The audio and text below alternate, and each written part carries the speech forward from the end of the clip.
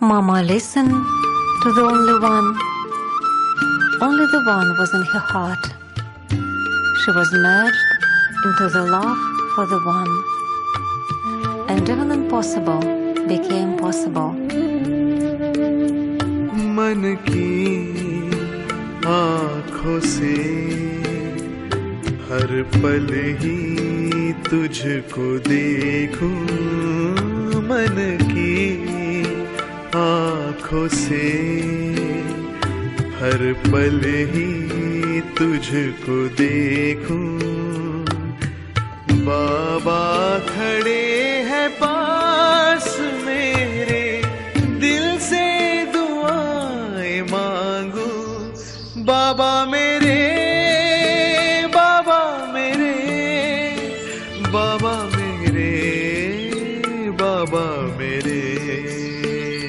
मन की आँखों से हर पल ही तुझको देखूं, मन की आँखों से हर पल ही तुझको देखूं।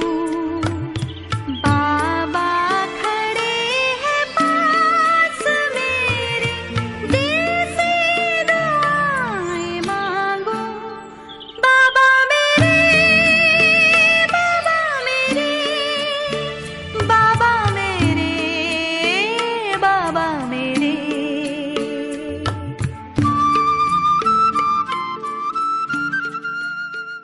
शांति।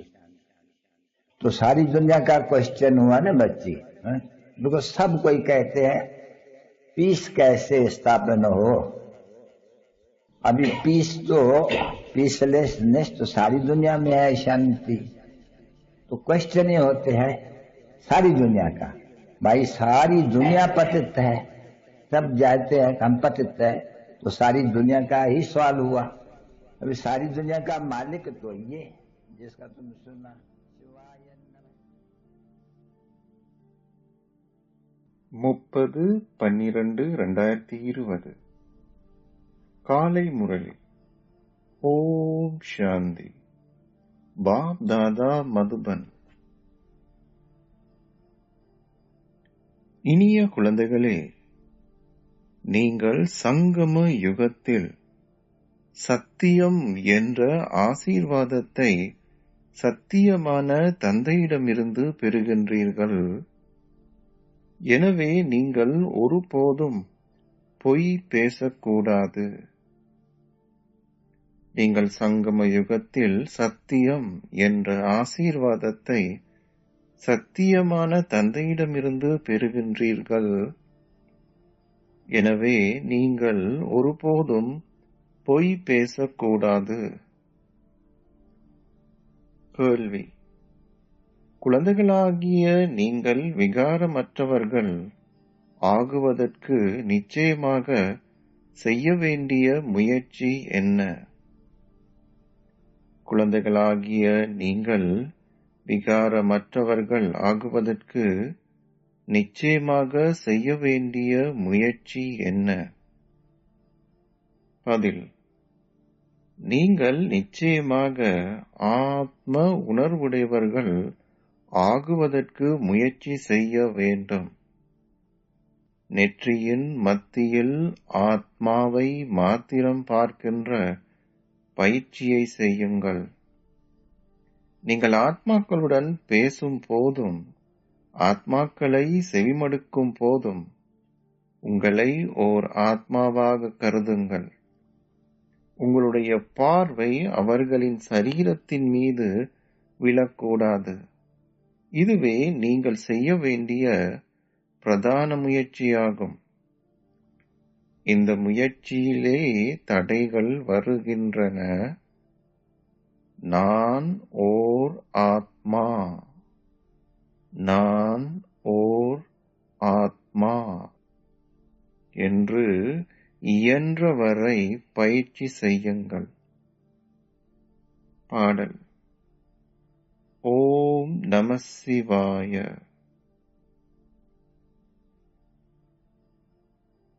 ஓம் சாந்தி. உலக சக்கரம் எவ்வாறு சுழல்கின்றது என்று தந்தை இனிமையான குழந்தைகளாகிய உங்களுக்கு நினைவூட்டியுள்ளார். நீங்கள் தந்தையிடமிருந்து அறிந்துள்ளவற்றையும் தந்தை உங்களுக்கு காட்டியுள்ள பாதையையும் உலகில் உள்ள எவரும் அறிய மாட்டார்கள் என்பதை குழந்தைகளாகிய நீங்கள் இப்பொழுது அறிவீர்கள். உலகின் அதிபதிகளான பூஜிக்க தகுதி வாய்ந்தவர்களாக ஆகுபவர்கள் பின்னர் பூஜிப்பவர்களாகுகின்றனர் என்பதன் அர்த்தத்தை அவர் விளங்கப்படுத்தியுள்ளார். நீங்கள் பூஜிக்க தகுதி வாய்ந்தவரும் பூஜிப்பவரும் ஆவீர்கள் என்று பரமாத்மாவையிட்டு நீங்கள் கூற மாட்டீர்கள். இது முற்றிலும் சரியானது என்பது உங்கள் விழிப்புணர்வில் பிரவேசித்துள்ளது. தந்தை மாத்திரமே உலகின் ஆரம்பம், மத்தி, இறுதி பற்றிய செய்தியை உங்களுக்கு கூறுகின்றார். வேறு எவரும் ஞானக்கடல் என்று அழைக்கப்பட முடியாது. இது ஸ்ரீகிருஷ்ணரின் புகழ் அல்ல. கிருஷ்ணர் என்பது அந்த ஆத்மாவினுடைய சரீரத்தின் பெயராகும். அவர் சரீரதாரியாவார். இந்த ஞானம் அனைத்தையும் அவரால் கொண்டிருக்க முடியாது. அந்த ஆத்மா இப்பொழுது ஞானத்தை பெற்றுக் கொண்டிருக்கின்றார் என்பதை நீங்கள் புரிந்து கொள்கின்றீர்கள். இது ஒரு அற்புதமான விடயமாகும். வேறு எவராலும் அன்றி தந்தையாலேயே இதனை விளங்கப்படுத்த முடியும். பல வகையான ஹத்த யோகத்தை கற்பிக்கின்ற சாதுக்களும் புனிதர்களும் இருக்கின்றார்கள். அவை அனைத்தும் பக்தி மார்க்கமாகும். நீங்கள் சத்திய யுகத்தில் எவரையும் பூஜிப்பதில்லை. நீங்கள் அங்கே பூஜிப்பவர்கள் ஆகுவதில்லை. அவர்கள் பூஜிக்க தகுதி வாய்ந்த தேவர்களாக இருந்தார்கள் என்று அவர்களையிட்டே கூறப்படுகின்றது. எவ்வாறாயினும் அவர்கள் இன்னும் அவ்வாறு இல்லை. பூஜிக்க தகுதி வாய்ந்தவர்களை இப்பொழுது பூஜிப்பவர்கள் ஆகிவிட்டார்கள். தந்தை கூறுகின்றார், இவரும் பூஜித்ததுண்டு. இந்நேரத்தில் முழு உலக மக்களும் பூஜிப்பவர்களாக இருக்கின்றார்கள். புதிய உலகில் பூஜிக்க தகுதி வாய்ந்தவர்களாக இருப்பவர்களின் தேவ தர்மம் மாத்திரமே இருக்கின்றது. நாடக திட்டத்திற்கு ஏற்ப இது முற்றிலும் சரியானது என்ற விழிப்புணர்வுடன் குழந்தைகளாகிய நீங்கள் இப்பொழுது இருக்கின்றீர்கள். இது உண்மையாக கீதையின் அத்தியாயமாகும். அவர்கள் கீதையில் பெயரை மாற்றிவிட்டார்கள். நீங்கள் இதை விளங்கப்படுத்த முயற்சி செய்கின்றீர்கள். அவ்வளவே. கீதையை கிருஷ்ணரே உபதேசித்தார் என்று அவர்கள் 2500 வருடங்களாக நினைத்து கொண்டிருந்தார்கள். அசரீரியான தந்தையே கீதையை கூறினார் என்பதை ஒரு பிறவியில் புரிந்து கொள்வதற்கு அவர்களுக்கு காலம் எடுக்கும். பக்தியின் விருட்சம் எவ்வளவு உயரமானது, சிக்கலானதும் என்பதை பற்றியும் அவர் விளங்கப்படுத்தியுள்ளார். தந்தை உங்களுக்கு ராஜயோகம் கற்பிக்கின்றார் என நீங்கள் எழுதலாம். இந்த நம்பிக்கையை கொண்டிருக்கின்ற குழந்தைகள் மற்றவர்களுக்கும் இந்த நம்பிக்கையுடன் விளங்கப்படுத்த வேண்டும். இந்த நம்பிக்கை இல்லாவிட்டால் எவ்வாறு மற்றவர்களுக்கு இதை விளங்கப்படுத்தலாம் என்பதையிட்டு நீங்கள் உங்களுக்குள்ளேயே குழப்பமடைந்து ஏதாவது குழப்பம் இடம்பெறலாம் என பயப்படுகின்றீர்கள். நீங்கள் இன்னமும் பயமற்றவர்களாகவில்லை. நீங்கள் முழுமையாக ஆத்ம உணர்வுடையவர்கள் ஆகும் போதே பயமற்றவர்களாக இருப்பீர்கள். பக்தி மார்க்கத்திலேயே அவர்கள் பயப்படுகின்றார்கள். நீங்கள் அனைவரும் தைரியமான போர் வீரர்கள். மாயையை எவ்வாறு வெற்றி கொள்வதென்பது உலகில் உள்ள எவருக்கும் தெரியாது. மன்மனா பவ என்று தந்தை உங்களுக்கு முன்னரும் கூறியுள்ளார் என்பது குழந்தைகளாகிய உங்களுக்கு இப்பொழுது தெரியும். தூய்மையாக்குபவராகிய தந்தை மாத்திரமே வந்து இதை உங்களுக்கு விளங்கப்படுத்துகின்றார். இந்த கருத்து கீதையில் குறிப்பிடப்பட்டிருந்தாலும் தந்தை மாத்திரமே வந்து இதை உங்களுக்கு விளங்கப்படுத்துகின்றார். இந்த கருத்து கீதையில் குறிப்பிடப்பட்டிருந்தாலும் எவராலும் இதனை விளங்கப்படுத்த முடியாது. தந்தை கூறுகின்றார், குழந்தைகளே, ஆத்ம உணர்வுடையவர்கள் ஆகுவீர்களாக. கீதையில் இந்த கருத்துக்கள் ஒரு மூட்டை மாவில் ஒரு துளி உப்பை போன்றதாகும். அனைத்தினதும் நம்பிக்கை தந்தை உங்களுக்கு பதிய செய்கின்றார். நம்பிக்கை நிறைந்த புத்தியை கொண்டிருப்பவர்கள் வெற்றியாளர்களாகுகின்றார்கள். நீங்கள் இப்பொழுது உங்களுடைய ஆஸ்தியை தந்தையிடமிருந்து பெறுகின்றீர்கள். தந்தை கூறுகின்றார், நீங்கள் நிச்சயமாக உங்கள் குடும்பத்துடன் வீட்டில் வசிக்க வேண்டும். அனைவரும் இங்கே வந்து வசிப்பதற்கான தேவையில்லை. சேவை இடம்பெற வேண்டும்.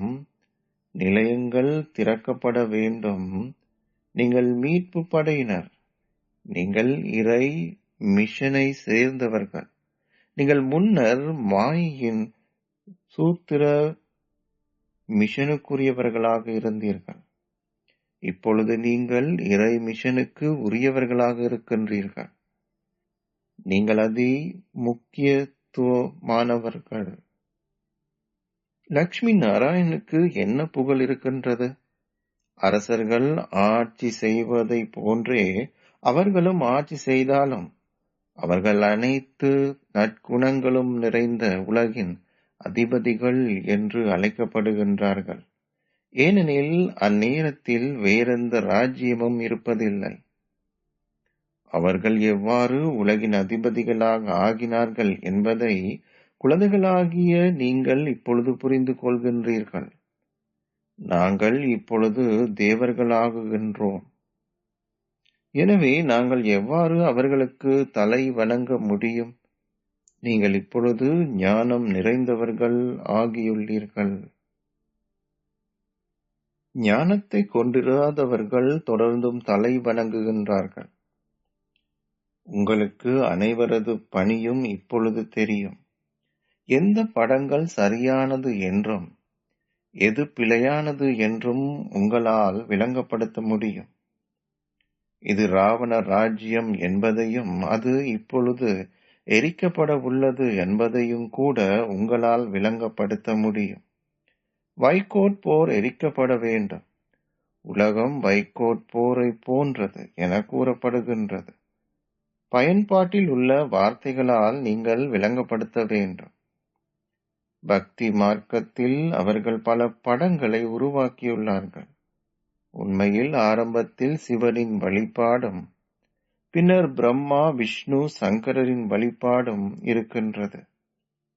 அவர்கள் உருவாக்கியுள்ள திருமூர்த்தி சரியானது. அதன் பின்னர் இந்த லக்ஷ்மி நாராயணும் உள்ளனர். சரஸ்வதியும் திருமூர்த்தியில் பிரம்மாவுடன் உள்ளடக்கப்பட்டிருக்கின்றார். பக்தி மார்க்கத்தில் அவர்கள் பல படங்களை உருவாக்குகிறார்கள். அவர்கள் அனுமானையும் கூட தொடர்ந்து பூஜிக்கிறார்கள். நீங்கள் துணிவுள்ள போர் வீரர் ஆகுகிறீர்கள். ஆலயத்தில் சிலர் யானை சவாரி செய்பவர்களாகவும் சிலர் குதிரை சவாரி செய்பவர்களாகவும் சித்தரிக்கப்பட்டுள்ளனர். எவ்வாறாயினும் எப்படி உங்களில் எவருக்கேனும் அவ்வாறு சவாரி செய்ய முடியும்? தந்தை கூறுகின்றார், மகாராத்திகள் மகாராத்தி என்றால் யானையில் சவாரி செய்பவர்கள் ஆவார்கள். எனவே சிலரை யானையில் சவாரி செய்வதாக சித்தரித்துள்ளார்கள். யானையை எப்படி முதலை விழுங்கியது என்பதன் அர்த்தமும் உங்களுக்கு விளங்கப்படுத்தப்பட்டுள்ளது. தந்தை விளங்கப்படுத்துகிறார், முதலையான மாயை சில நேரங்களில் மகாராத்திகளை உண்டு விடுகிறார். நீங்கள் இப்போது இந்த ஞானத்தை புரிந்து கொள்கிறீர்கள். மாயை நல்ல மகாராத்திகளை விழுங்கி விடுகின்றாள். இவ்விடயங்கள் ஞானத்துடன் தொடர்புடையவையாகும்.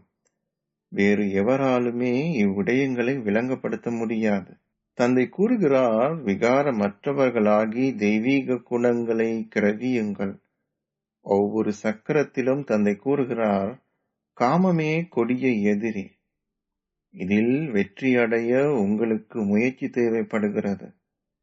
நீங்கள் மக்களின் தந்தைக்கு உரியவர்கள், எனவே நீங்கள் சகோதர சகோதரிகளாவீர்கள். உண்மையில் ஆதியில் நீங்கள் ஆத்மாக்களே. ஓர் ஆத்மாவை ஆத்மாக்களோடு பேசுகிறார். ஆத்மாவை இச்செவிகளின் மூலமாக அனைத்தையும் செவிமடுக்கிறார் என்பதை நீங்கள் ஞாபகத்தில் வைத்திருக்க வேண்டும். நான் ஓர் ஆத்மாவுடனேயே பேசுகின்றேன், சரீரத்தினுடன் அல்ல. ஆத்மாக்களாகிய நாங்கள் ஆதியில் சகோதரர்கள்.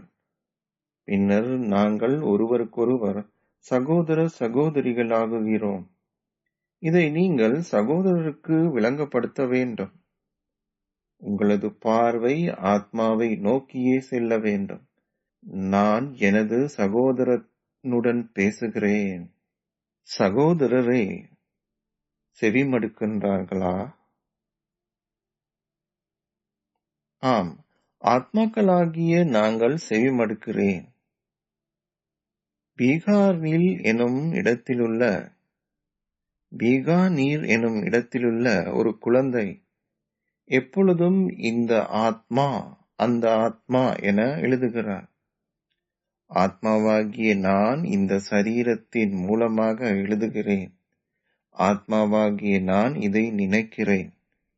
ஆத்மாவாகிய நான் இதை செய்கிறேன். ஆத்ம உணர்வுடையவர் ஆகுவதற்கு முயற்சி தேவைப்படுகிறது. ஆத்மாவாகிய நான் நமஸ்தே கூறுகிறேன். ஆன்மீக குழந்தைகளே என்று பாபா கூறும்போது அவர் நெற்றியையே பார்க்க வேண்டும். ஆத்மாவே செவி மடுக்கிறார். நான் இந்த ஆத்மாவுடனேயே பேசுகிறேன். அதுபோன்றே உங்களது பார்வையும் நெற்றியின் மத்தியில் இருக்கும் ஆத்மாவே மீதே செல்ல வேண்டும். சரீரத்தின் மீது உங்கள் பார்வை படும் போதே தடைகள் ஏற்படுகின்றன. ஆத்மாக்களுடன் பேசுங்கள். ஆத்மாவையே பாருங்கள். சரீர உணர்வை துறந்து விடுங்கள்.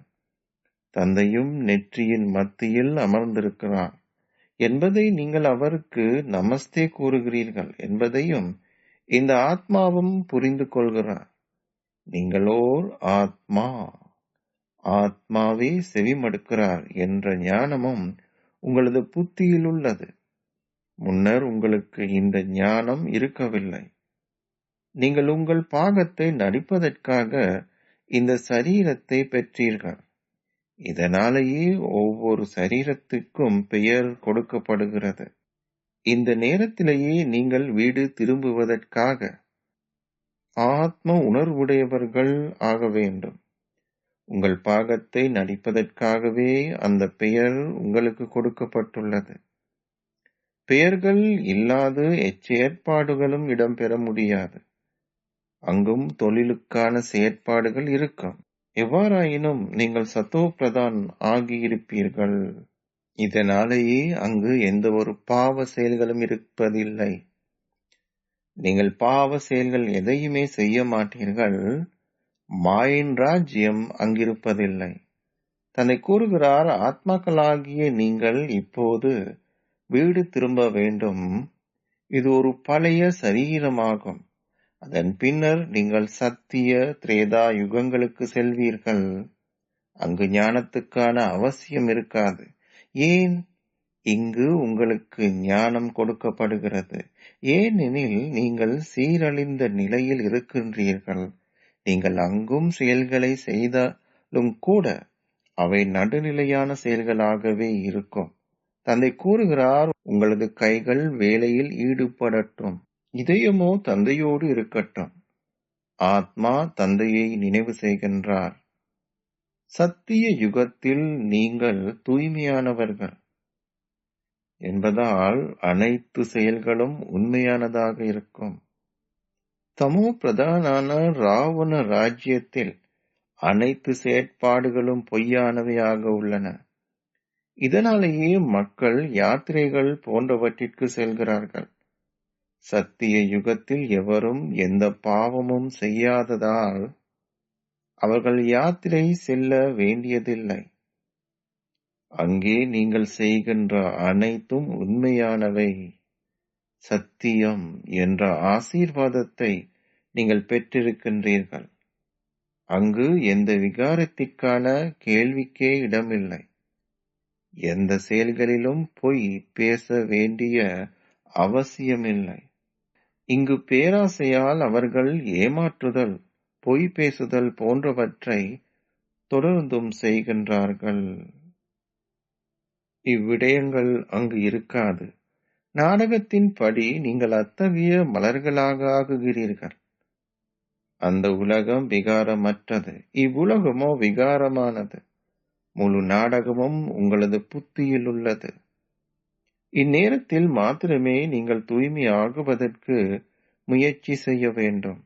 யோக சக்தியின் மூலம் நீங்கள் உலக அதிபதிகள் ஆகுகிறீர்கள். யோக சக்தியே பிரதானமானதாகும். தந்தை கூறுகிறார், பக்தி மார்க்கத்தில் தவம் செய்தல், யாகம் வளர்த்தல் போன்றவற்றின் மூலம் எவராலுமே என்னை அடைய முடியவில்லை.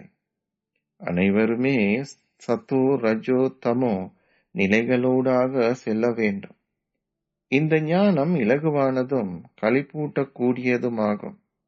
அதற்கும் முயற்சி தேவையாகும். இந்த யோகத்தின் மூலமாகவே நீங்கள் சத்தோ பிரதானாகுகிறீர்கள், அதாவது புகழப்படுகிறீர்கள். தந்தை மாத்திரமே தமோ பிரதானில் இருந்து சத்தோ பிரதான் ஆகுவதற்கான பாதையை உங்களுக்கு காட்டுகிறார். வேறு எவராலும் உங்களுக்கு இந்த ஞானத்தை கொடுக்க முடியாது.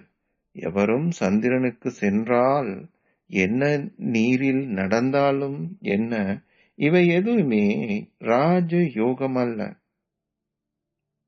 அவர்களால் ஒரு சாதாரண மனிதனில் இருந்து நாராயணனாக மாற முடியாது. நீங்கள் ஆதி சனாதன தேவி தேவதா தர்மத்தை சேர்ந்தவர்கள் என்பதையும், இப்பொழுது மீண்டும் ஒரு முறை அவ்வாறே ஆகுகிறீர்கள் என்பதையும் நீங்கள் புரிந்து கொள்கிறீர்கள். முன்னைய சக்கரத்திலும் தந்தை உங்களுக்கு இதை விளங்கப்படுத்தியுள்ளார் என்பதை இப்போது நீங்கள் நினைவு செய்கின்றீர்கள். தந்தை கூறுகிறார், நம்பிக்கை உள்ள புத்தியை உடையவர்கள் வெற்றியாளர்கள் ஆவார்கள். ஒருவர் நம்பிக்கையற்றவராக இருந்தால் அவர் செவி மடுக்க வரமாட்டார். நம்பிக்கையுள்ள புத்தியை கொண்டிருந்தவர்களும் பின்னர் சந்தேக புத்தி உடையவர்களாக ஆகுகிறார்கள். மிகவும் நல்ல பல மகாராத்திகளும் கூட சந்தேகங்களை வளர்க்கிறார்கள். மாயையின் சிறிய புயலால் சரீர உணர்வு ஏற்படுகிறது. பாபாவும் தாதாவும் இணைந்திருக்கிறார்கள். சிவபாபா உங்களுக்கு ஞானத்தை கொடுக்கிறார். பின்னர் அவர் போய்விடுகிறாரா அல்லது என்ன நடக்கிறது என்பது யாருக்கு தெரியும்? அவர் எப்போதுமே இங்கிருப்பாரா அல்லது போய்விடுவாரா என நீங்கள் பாபாவிடம் வினவ வேண்டுமா? இந்த கேள்வியை உங்களால் தந்தையிடம் கேட்க முடியாது. தந்தை கூறுகிறார், தூய்மையற்றவரில் இருந்து தூய்மையானவர் ஆகுவதற்கான பாதையை நான் உங்களுக்கு காட்டுகிறேன். நான் வந்து போகிறேன். எனக்கு செய்வதற்கு அதிக வேலை உள்ளது. நான் குழந்தைகளிடம் வருகின்றேன். அவர்களின் மூலமும் பணிகளை செய்விக்கிறேன். எவருமே இதனையிட்டு சந்தேகங்களை எழுப்பக்கூடாது. தந்தையை நினைவு செய்வதே உங்களது கடமையாகும். சந்தேகப்படுவதால் நீங்கள் விழுந்து விடுகிறீர்கள். மாயை உங்களை பலமாக அறைகிறாள். தந்தை கூறுகிறார், இவரது பல பிறவிகளின் இறுதி பிறவியில் நான் இவருக்குள் பிரவேசிக்கிறேன். குழந்தைகளே, தந்தையே உண்மையில் உங்களுக்கு இந்த ஞானத்தை கொடுக்கிறார் என்பதில் குழந்தைகளாகிய நீங்கள் நம்பிக்கை கொண்டிருக்கின்றீர்கள். வேறு எவராலும் இதை கொடுக்க முடியாது. இருந்தாலும் நம்பிக்கையுடன் இருந்தும் பின்னர் பலர் வீழ்ந்து விடுகின்றார்கள் என்பது தந்தைக்கு தெரியும். நீங்கள் தூய்மையாக வேண்டும். எனவே தந்தை கூறுகிறார், சதா என்னை மாத்திரமே நினைவு செய்யுங்கள். வேறு எதிலுமே அகப்பட்டு கொள்ளாதீர்கள். அவ்வாறு நீங்கள் பேசினால் உங்களுக்கு உறுதியான நம்பிக்கை இல்லை என்பதே அதன் அர்த்தமாகும்.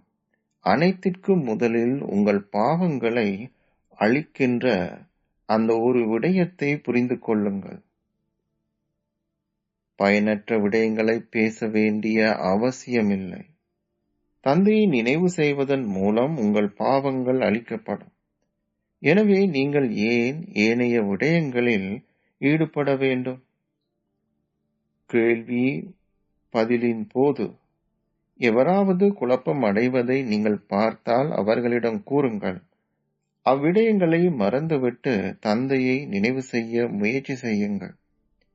நீங்கள் சந்தேகங்களை உருவாக்கும் போது கற்பதை நிறுத்திவிடுகிறீர்கள். அதனால் நன்மை இருக்காது. அவர்களது நாடி துடிப்பை உணர்ந்து விளங்கப்படுத்துங்கள். அவர்களுக்கு ஏதாவது சந்தேகம் ஏற்பட்டால் அவர்களை ஒரே ஒரு விடயத்தில் உறுதியான நம்பிக்கையுடையவர்களாக்குங்கள். நீங்கள் மிகவும் சாதுரியமாக விளங்கப்படுத்த வேண்டும். குழந்தைகளே, அனைத்திற்கும் முதலில் பாபா வந்து எங்களுக்கு தூய்மைப்படுத்துகிறார் என்பதில் குழந்தைகளாகிய உங்களுக்கு நம்பிக்கை இருக்க வேண்டும். உங்களிடம் இந்த சந்தோஷம் இருக்கின்றது. நீங்கள் கற்காவிட்டால் தோல்வி அடைவீர்கள். அத்தகைய ஆத்மா அதன் பின்னர் எவ்வாறு சந்தோஷமாக இருக்க முடியும்? பாடசாலையில் அனைவரும் ஒரே கல்வியையே கற்றாலும் சிலர் கற்று பல்லாயிரங்களை சம்பாதிக்கிறார்கள். சிலரோ 5 ரூபாய் முதல் 10 ரூபாய் வரையே சம்பாதிக்கிறார்கள். சாதாரண மனிதனிலிருந்து தேவர்கள் ஆகுவதே உங்களுடைய இலக்கும் குறிக்கோளும் ஆகும். ஓர் ராஜ்யம் ஸ்தாபிக்கப்படுகின்றது. நீங்கள் சாதாரண மனிதனிலிருந்து தேவர்களாக மாற வேண்டும். தேவர்கள் மிக பெரிய ராஜ்யத்தை கொண்டிருக்கிறார்கள். அதில் உயர்ந்த அந்தஸ்தை பெறுவதென்பது உங்களுடைய கல்வியிலும் செயல்களிலுமே தங்கியுள்ளது. உங்களுடைய செயல்கள் மிக நன்றாக இருக்க வேண்டும். பாபா தன்னை பற்றி கூறுகிறார், நான் இன்னும் எனது கர்மாதீத நிலையை அடையவில்லை. நானும் கூட சம்பூர்ணம் அடைய வேண்டும். நான் இன்னும் அவ்வாறாகவில்லை. ஞானம் மிகவும் இலகுவானது. தந்தையை நினைவு செய்வதும் இலகுவானது.